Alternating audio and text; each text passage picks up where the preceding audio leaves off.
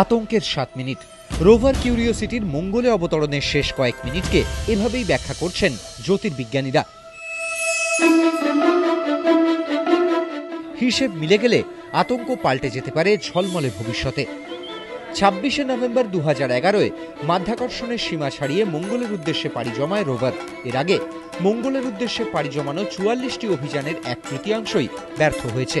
তার কারণ, মঙ্গল পৃষ্ঠে অবতরণের শেষের কয়েক মিনিটের দৈর্ঘ্য অতিক্রম করতেই ব্যর্থ হয়েছে অধিকাংশ মহাকাশযান।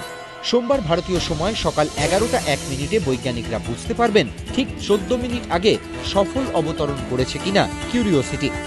কিন্তু কেন এই আশা আশঙ্কার দোলাচল?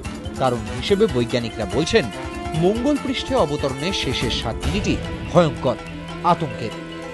এর আগে মঙ্গলে কোনো যানকে অবতরণ করানো হতো বেলুনের মধ্যে মুড়ে ফেলে, কিন্তু কিউরিওসিটির বিপুল ওজনের কারণে এবার আর তা সম্ভব হচ্ছে না।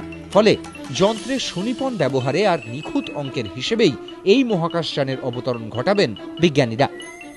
মূল মহাকাশযান থেকে যখন বিচ্ছিন্ন হবে কিউরিওসিটি, তখন সে মঙ্গল গ্রহের দিকে সেকেন্ডে 5.8 কিলোমিটার বেগে নামতে শুরু করবে।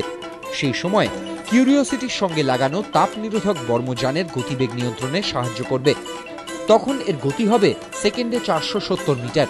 মঙ্গল পৃষ্ঠ থেকে যখন 10 কিলোমিটার উচ্চতায় থাকবে এই মহাকাশযান, তখন খুলে যাবে বিশালকায় প্যারাশুট। এর মাধ্যমে আরও কমবে মহাকাশযানের অবতরণের গতি। এই অবস্থায় তা কমে দাঁড়াবে প্রতি সেকেন্ডে 100 মিটার। মঙ্গল পৃষ্ঠ থেকে 1.8 কিলোমিটার উচ্চতায় বিচ্ছিন্ন হয়ে যাবে প্যারাশুট, আর তার সঙ্গে লাগানো 4টি রকেট চালিত প্ল্যাটফর্ম ধীরে ধীরে নেমে যাবে মঙ্গলের বুকে। মঙ্গল পৃষ্ঠ থেকে 25 ফুট উচ্চতায় থমকে দাঁড়াবে রকেটগুলি।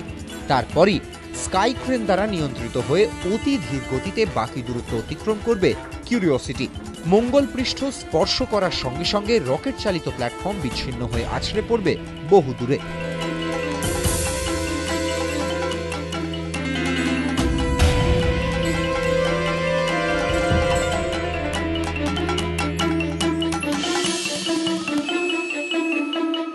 কিন্তু কেমন হবে এই শেষের 7 মিনিট?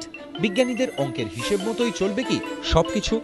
এখন শুধুই প্রহর গোনার পালা, তারপরই কৌতূহলের অবসান, অথবা নতুন করে অপেক্ষার পালা। এবিপি আনন্দ।